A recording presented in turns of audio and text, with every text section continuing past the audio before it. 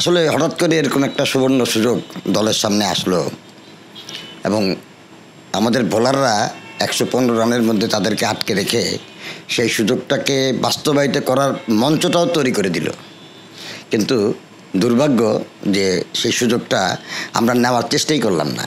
পরে আমরা জানলাম অধিনায়ক সাংবাদিক সম্মেলনে বলেছেন যে 3 উইকেট পরে যাওয়ার পরে আসলে তারা আর চেষ্টার কথা চিন্তা করেননি, তারা ম্যাচটা জিততে চেয়েছিলেন। কিন্তু ম্যাচটা যে ওনারা জিততে চেয়েছিলেন সেই লক্ষণও তো আমরা দেখতে পেলাম না, যে কেউ একজন ধরে খেলে ম্যাচটা জেতানোর চেষ্টা করলো, সেটাও তো দেখতে পেলাম না। তাহলে কি দাঁড়ালো?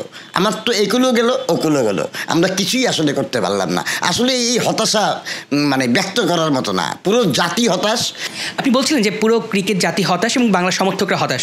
যারা ক্রিকেটের দায়িত্বে আছেন, ক্রিকেট বোর্ডের কর্মকর্তারা কতটা হতাশ? তাদের তো কোনো বক্তব্য এখনও পর্যন্ত সামাজিক যোগাযোগ মাধ্যম বলেন বা অন্যান্য প্রধান মিডিয়াগুলো বলেন, কোনোটাতেই তো আমরা তাদের কোনো বক্তব্য দেখিনি। হয়তো তারা দল দেশে ফেরার পরে তারা বক্তব্য দেবেন, বাট তারাও কি হতাশ না? নিশ্চয়ই হতাশ।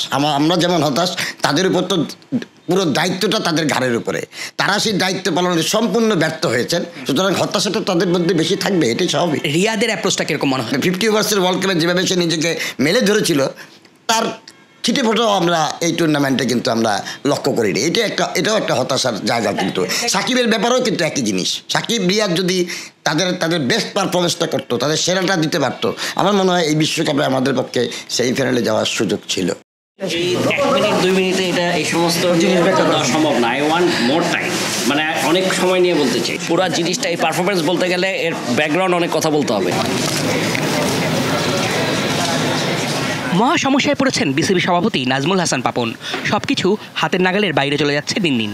যখনই পাপন ডিসিপ্লিন ইস্যুতে হার্ডলাইনে গেছেন, ক্রিকেটারদের জবাবদিহিতার মধ্যে আনার চেষ্টা করেছে, শাস্তি দিয়েছেন, তখনই পাবলিক সেন্টিমেন্ট গেছে ক্রিকেটারদের পক্ষে।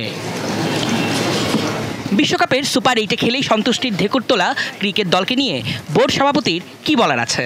যেই দলে শুরু থেকে শেষ ব্যর্থতায় মোড়া, অল্প কথায় গোটা ঘটনা নাকি বলা সম্ভব না। কালকের ম্যাচটা কি হয়েছিল?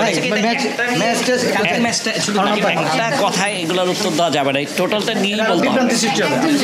এটা আমি আপনাদের আসেন, আমি মিনিমাম আধা ঘন্টা লাগবে আমার এক্সপ্লেইন করতে। এটা শুধু কালকের ম্যাচ না, এই টোটাল টুর্নামেন্ট নিয়ে এক কথায় উত্তর দেওয়া সম্ভব না। এখানে পুরো জিনিসটা, এই পারফরমেন্স বলতে গেলে এর ব্যাকগ্রাউন্ড অনেক কথা বলতে হবে। এটা নাহলে মানুষ আপনারাও বুঝবেন না, কেউ বুঝবে না।